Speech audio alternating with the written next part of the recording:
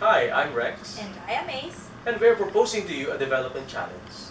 Zero-casualty communities. Can we achieve it? We can, and we should, because in times of disasters, damages to property may be inevitable, but casualty cannot and should not.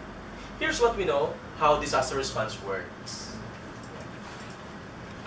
The United Nations have a whole system already in place based from best practices in the local situations. Prevention, mitigation, preparedness, response, recovery, and reconstruction. And clusters and clusters of different services like food, water, education, health, telecommunications, the works. Now, who delivers this to the people who need them most? In the context of the Philippines, we have the national level down to our LGUs and down to our barangays.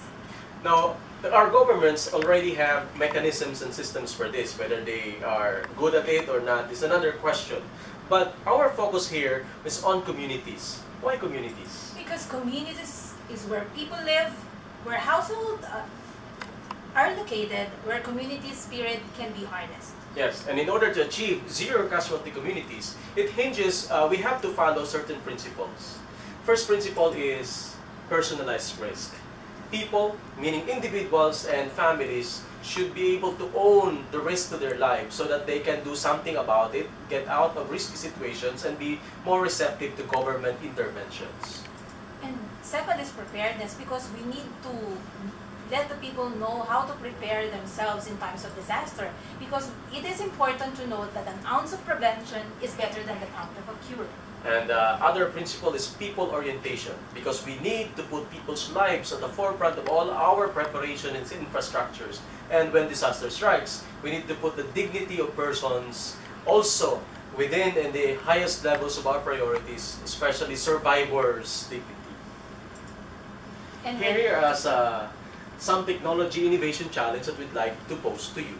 First is the iSafe. iSafe is it's a mobile app integrated with existing applications like Google Map, GPS, geohazard that tells you in the personal level of your current place. It tells the user whether he or she is in a safe place or in danger, like floods, landslides, storm surges, earthquake faults.